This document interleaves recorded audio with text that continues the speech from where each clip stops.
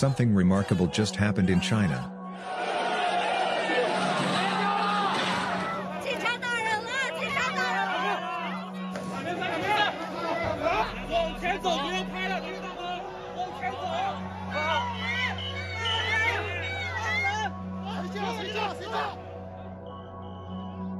After nationwide protests, the Chinese government suddenly announced that it was loosening some of its harshest COVID restrictions. But not every protester will feel that this was a victory. Because anyone who can be traced back to those protests is still at risk. Part of the point of protests is to be seen. To be seen not as individuals, but as a collective. It used to be safer that way. It used to be hard to catch every single protester. But now it is easy, with the help of a computer. New technology has made it easy for police to pick out individual faces, to find the owners of those faces, and to make them face the consequences. Every single one. Especially because people weren't just protesting about COVID. Some were asking for the unthinkable. The removal of the president. And just being next to them is dangerous. We weren't picturing it as a protest at the beginning.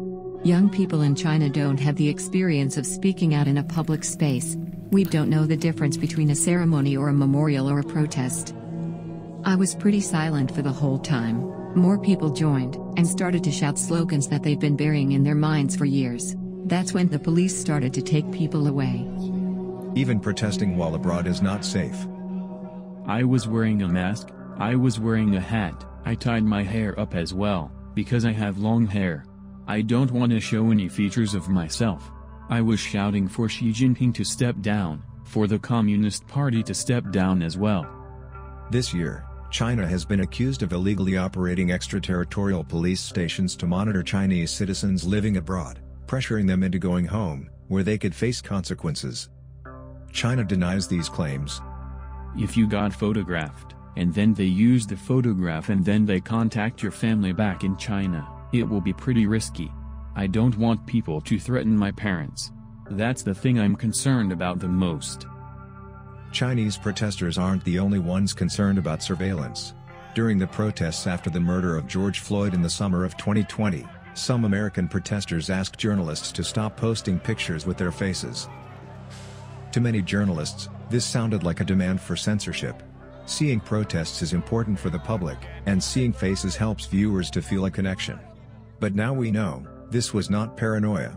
US police agencies were spying on them. This is even more dangerous in China, where large-scale street protests haven't really happened since 1989 in Tiananmen Square. Meaning that most young people have never experienced a protest. Let alone one with a global audience. First-time demonstrators haven't really developed that sort of sensitivity to protect their own identity.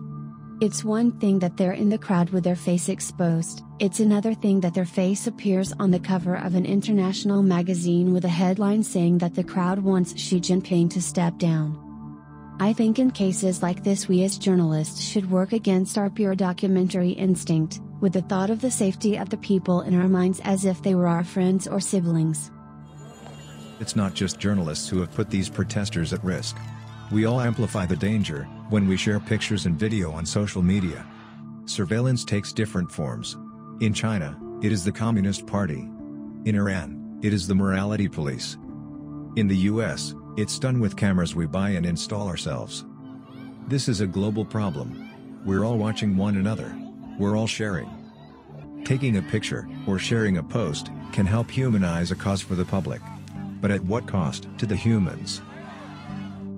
What most Americans don't understand about China, is that we are living in this reality.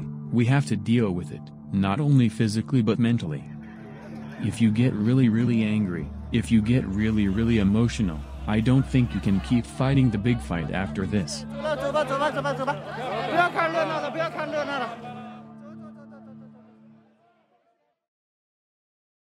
I'm Michael Learmonth, Editor-in-Chief of Vice News. Too often, traditional news outlets shy away from the real stories and experiences of those living through global conflicts. Not Vice News. Our reporters are on the ground, fearlessly covering the human stories that shape our world. You and millions of others can continue to read, watch, and listen to Vice News for free. But we hope you'll consider making a one-time or ongoing contribution of any size at vice.com/contribute. Every contribution, no matter how big or small, helps support the journalism Vice News brings to you every day. Thank you.